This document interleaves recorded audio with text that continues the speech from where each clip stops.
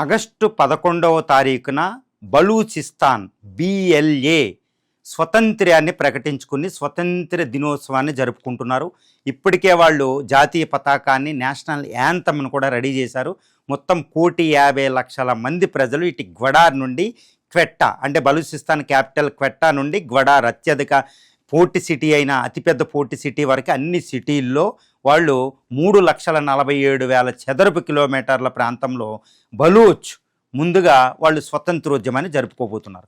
వీళ్ళు ప్రపంచ దేశాలు, ముఖ్యంగా భారతదేశాన్ని మమ్మల్ని అధికారికంగా గుర్తించండి. సో మేము ఇంకా పాకిస్తాన్ కంట్రోల్లో లేము, 85% భూభాగం మా కంట్రోల్లోకి వచ్చేసింది, ఇంక్లూడ్ క్వెట్టాల్లో అత్యధిక భూభాగం.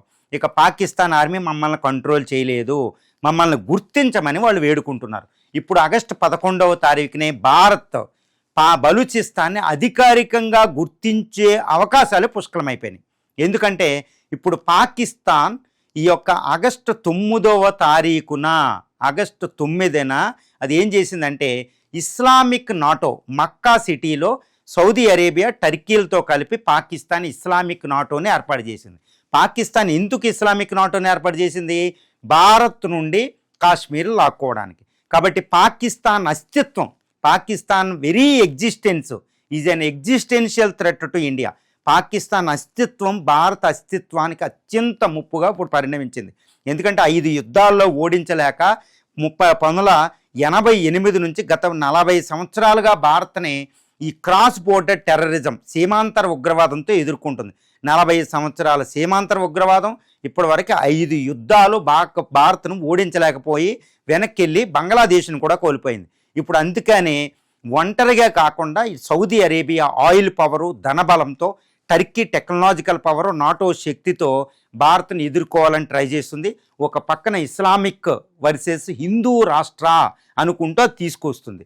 కాబట్టి భారత్కి అత్యంత ప్రమాదమైన శత్రువుని అది తయారు చేసేసింది. కాబట్టి ఇలాంటి పరిస్థితుల్లో పాకిస్తాన్ అస్తిత్వం కూడా ఉండకూడదని ఇండియా ఫీల్ అవుతుందంటే ఎస్ అని మనం చెప్పాలి. ఎందుకంటే ఇప్పుడు అటు తాలిబాన్తో, ఇటు ఇరాన్తో, ముఖ్యంగా బలూచిస్తాన్తో పోవడమే భారత్కి మంచిది. ఎందుకంటే పాకిస్తాన్ ఎగ్జిస్టెన్స్, అస్తిత్వం భారత్కి అత్యంత ప్రమాదం. కాబట్టి పాకిస్తాన్ ఇంకా ముక్కలు చేయాల్సిందే. కాబట్టి ఆగస్టు 11వ తారీఖున బలూచిస్తాన్ని ఆ రోజో తర్వాత రోజో భారత్ దాన్ని అధికారికంగా గుర్తించే అవకాశాలు ఉన్నాయి. వన్స్ బలూచిస్తాన్ని భారత్ అధికారికంగా గుర్తించేసి ఇది ఒక స్వతంత్ర దేశమని మనం గుర్తించేసామంటే వెంటనే ఇజ్రాయెల్ కూడా అదే పని చేయొచ్చు. ఎందుకంటే ముందే చేసేసినా ఆశ్చర్యం లేదు. ఎందుకంటే ఇజ్రాయెల్ భారత్ కంటే ముందే ఇజ్రాయెల్ గుర్తించిన ఆశ్చర్యం లేదనమాట. ముందు భారత్ కంటే ముందు ఒక్కసారి ఇజ్రాయెల్ ఇండియాలు స్వతంత్ర దేశంగా ప్రకటిస్తే వెంటనే అక్కడ UAE ఉంది. UAE భారత్కి ఇజ్రాయెల్కి ఫేవర్గా ఉంటుంది. తర్వాత ఇటు ఈ ఇస్లామిక్ నాటోకు పూర్తి వ్యతిరేకం అనమాట. UAE ప్రకటించే UAE కూడా బలూచిస్తాన్ గుర్తించే అవకాశం ఉంది. వెంటనే రష్యా కూడా గుర్తించే అవకాశం ఉంది. ఈ విధంగా ఇండియా, ఇజ్రాయెల్ గుర్తిస్తే, ఇజ్రాయెల్ బలూచిస్తాన్ స్వతంత్ర దేశంగా గుర్తిస్తే ఎంటైర్ అమెరికా కాదు కదా, వెస్ట్రన్ వరల్డ్ మాట్లాడకుండా ఉండాలి. ఎందుకంటే జూయిస్ లాబింగ్ అంత బలంగా ఉంటుంది. ఇండియా బలూచిస్తాన్ గుర్తిస్తే ఇక ప్రపంచంలో తిరుగులేదు. ఎందుకంటే ఒకటి గుర్తుపెట్టుకోవాలి, బంగ్లాదేశ్ని ఇండియా గుర్తించిన తర్వాత ప్రపంచం గుర్తించింది. ఎందుకంటే ఇండియాకున్న ఒక క్రెడిబిలిటీ అనమాట. అంటే మనం ఇండియన్స్ కాబట్టి ఇండియా గ్రేట్ అని చెప్పడం కాదండి. ఇండియా ప్రపంచ పటం మీద ఇండియా అనేది హయ్యెస్ట్ క్రెడిబుల్ వాయిస్. అమెరికా, చైనాల కంటే ఎక్కువగా క్రెడిబిలిటీ ఉంటుంది అనమాట. అత్యంత శక్తివంతమైన వాయిస్ అనమాట ఇండియాకి. ఎందుకంటే విచిత్రం కాదండి, India is the largest democracy of the earth. భూమి మీద అతిపెద్ద డెమోక్రటిక్ పవరు.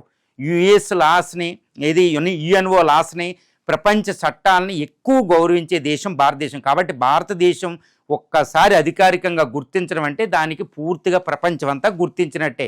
అది గుర్తుపెట్టుకోవాలి. 1971లో బంగ్లాదేశ్ని అప్పుడు ఇందిరా గుర్తించిన తర్వాత ప్రపంచం అంతా గుర్తించింది. ఇప్పుడు గుర్తించని దేశమే లేదు బంగ్లాదేశ్ని. That is the power of India అనమాట. బలూచిస్తాన్ని భారత్కు అధికారికంగా గుర్తించి తీరాల్సిందే అనేది ఒక చర్చ మొదలైంది. ఇప్పుడు ఇస్లామిక్ నాటో వల్ల మోడీ కూడా గుర్తించడానికి అవకాశం వచ్చింది. ఇప్పుడు దాకా గుర్తించకూడదు అనుకుంది, కానీ ఇప్పుడు గుర్తించాలి. ఎందుకంటే పాకిస్తాన్ ఏర్పడింది భారత నాశనానికి. ఇప్పుడు పాకిస్తాన్ అస్తిత్వాన్ని, పాక్ను ముక్కలు చేయడం ఒక్కటే భారతకి రక్ష. లేకపోతే అది ఇంకా శక్తివంతమైన దేశం అయిపోతుంది. ఎందుకంటే ఇప్పుడు చాలా IMF రిపోర్ట్లు, global various standard and poor, Nomura వీటి ప్రకారం 2047-50 నాటికి భారతదేశం సూపర్ పవర్ అవుతుంది, అమెరికాను కూడా అధిగమించి కదా. అదేవిధంగా ఇప్పుడు పాకిస్తాన్ కూడా 2050 నాటికి ప్రపంచంలోనే టాప్ 12 టాప్ 15 నేషన్ అవ్వబోతుంది. మరి ఆ శక్తివంతమైన ఇప్పుడు అత్యంత బలహీనంగా ఉంది పాకిస్తాన్ ప్రస్తుతం. 1947 ఆగస్టు 14 నుండి ఇప్పటి వరకే చూస్తే పాకిస్తాన్ తన చరిత్రలోనే అత్యంత దుర్బలత్వంతో ఉంది, అత్యంత బలహీనంగా ఉంది. ఈ మాట చెప్పింది ఎవరో కాదు, ఇప్పుడు పాకిస్తాన్ హోమ్ మినిస్టర్ రీసెంట్గా చెప్పారు. అత్యంత 70 సంవత్సరాల వ్యవస్థ కొలాప్స్ చేసాం మనలో, అది దారుణంగా ఉంది పాకిస్తాన్ అని. సో పాకిస్తాన్ బెగ్గర్ నేషన్గా ఉంది, ఇప్పుడు ముక్కలైపోయింది. ఇప్పుడు పీఓకే నుండి ఇటు బలూచిస్తాన్ వరకు, అంటే అక్కడ గిల్జిట్ బల్టిస్తాన్ ముజఫరాబాద్ నుంచి కరాచీ క్వెట్టా వరకే దారుణమైన పరిస్థితులు ఇప్పుడు పీఓకే. కాబట్టి బలూచిస్తాన్ని భారత్ గుర్తించి తీరాల్సిందే. పాకిస్తాన్ రక్తపాతం లేకుండా మనం ముక్కలు చేయాలి, అది అత్యంత ఆపర్చునిటీ మోడీకి వచ్చింది. ఇస్లామిక్ నాటోతో భారత్ అనేది ఛాలెంజ్ చేస్తుంది. ఇక మనం యుద్ధం దాకా వెళ్లకుండా దౌత్య యుద్ధంలో ఓడించాలి. ఇప్పుడు అజిత్ దోవల్ అదే పని మీద ఉన్నారు. మనకు వచ్చిన అవకాశమే బలూచిస్తాన్ గుర్తించాలి. ఒక్కసారి బలూచిస్తాన్ మనం గుర్తించే అధికారికంగా పాకిస్తాన్ నుంచి 40% భూభాగం, 44% భూభాగం, 1,50,00,000 సెపరేట్ అయిపోతే పాకిస్తాన్ ఒక ట్రంకేటెడ్ నేషన్ అయిపోతుంది. కోస్తా తీరం అనేది దానికి ఉండదు. కరాచీ దగ్గర 150-200 కిలోమీటర్ల మినాయిస్తే. సో పాకిస్తాన్ చైనా యొక్క ఎకనామిక్ కారిడార్ సిపెక్ అనేది డిస్కనెక్ట్ అయిపోద్ది. ఒక్కసారి బలూచిస్తాన్ డివైడ్ అయిపోతే ఇక్కడ పీఓకే అనేది భారత్లో విలీనం అయిపోతుంది ఆటోమేటిక్. ఇప్పుడు ఆ ప్రజలు తిరుగుబాటు చేస్తున్నారు. మీరు విలీనం అనేది పిలుపు ఓకే అంటే వాళ్ళు విలీనం అయిపోయినట్టే, అది వాళ్ళు విలీనం అయిపోతారు. వెంటనే పాకిస్తాన్ ఆ సర్వనాశనం. ఎందుకంటే నార్త్ వెస్టర్న్ ఫ్రాంటియర్ ప్రావిన్స్లో ఇప్పుడు జురాన్ లైన్ వెంబడి కాస్త పఖ్తూన్స్ ఉన్న ల్యాండ్ ఆఫ్ఘాన్లో వెళ్ళిపోతారు వాళ్ళు. తర్వాత ఈ సింధ్ పంజాబ్ ప్రావిన్స్లు ఎంటైర్ ఇప్పుడు గుజరాత్ నుండి ఈ యొక్క సియాచిన్ గ్లేషియర్ వరకు ఉన్న మొత్తం 3,330 కిలోమీటర్ల ప్రాంతంలో ఉన్న పీఓకే నుంచి సింధ్ కరాచీ వరకు భారత్లో కలిసిపోతారు. ఎందుకంటే గుజరాత్తో చాలా కల్చరల్ రిలేషన్షిప్ ఉన్నది సింధు ప్రజలు. తర్వాత పంజాబ్, మన పంజాబ్తో ఆ పంజాబ్ ప్రావిన్స్తో అవినాభావ సంబంధాలు. సో పంజాబ్ సింధులు జనగణమనలో ఉన్న పంజాబు సింధులు ఎందుకు ఉన్నాయనే క్వశ్చన్ వాళ్ళకి ఇదనమాట. ఎప్పటికైనా అవి కలుస్తాయి అనేది. అందుకే సుప్రీంకోర్టు దాని పిల్లిని కూడా రిజెక్ట్ చేసింది. సో అవి కలిసే అవకాశం ఉంది. ఈ విధంగా 1947 ఆగస్టు 14న అవతరించిన పాకిస్తాన్ మళ్ళీ పోబోతుంది అనేది మనం చెప్పొచ్చు. ఇది అఖండ భారత్. సో అఖండ భారత్ స్ట్రాటజీలో భాగంగా ఈ యొక్క బలూచిస్తాన్ని భారత్ గుర్తించబోతుంది. అందరూ ఒకటి అడుగుతారు, మరి బలూచిస్తాన్ని భారతదేశం స్వతంత్ర దేశంగా ప్రకటిస్తే అదొక దేశం అవుతుంది కదా అఖండ భారత్ అని. బలూచిస్తాన్ ఒక దేశంగా ఏర్పడిన భారత్ ఏమి అంటే అదే అది చేయగలుగుతుంది, అది గుర్తుపెట్టుకోవాలి ఆ విషయాన్ని.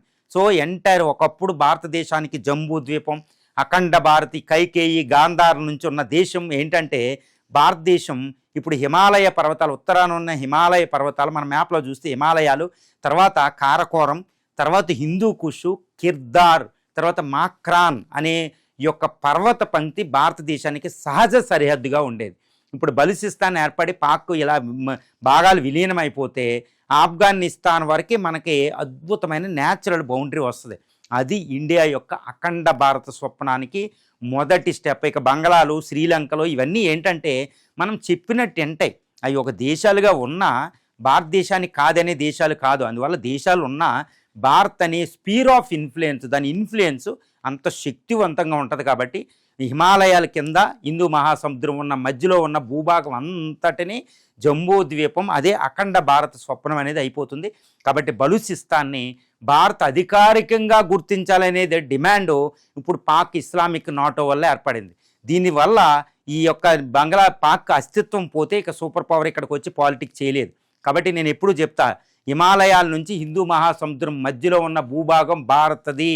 ఈ కొత్త డాక్ట్రిన్, మోడీ డాక్ట్రిన్ తయారు చేసుకోవాలి. ఇక్కడికి ఎవరు వచ్చి రాజకీయాలు చేయడానికి కుదరదనే ఒక అధికారికంగా భారత్, ఒకప్పుడు చూడండి అమెరికాకు ఒక డాక్ట్రిన్ ఉంటుంది, ఉత్తర దక్షిణ అమెరికాలకు ఎవరు రాకూడదు అని. ఆ విధంగా మనం ప్రకటించాలి మన సెక్యూరిటీ జోన్ ఇది. కాబట్టి చైనా, అమెరికాలు ఇక్కడ ఇష్టం వచ్చినట్టు గ్రేట్ గేమ్ కంట్రీ ఉండదన్నమాట, గ్రేట్ గేమ్ చెయ్యు. కాబట్టి పాకిస్తాన్ అస్తిత్వాన్ని నాశనం చేయడానికి మోడీ గారు రక్తపాతం లేకుండా బలూచిస్తాన్ అధికారికంగా గుర్తిస్తారు ఆగస్టు 11న అని మనం చెప్పవచ్చు.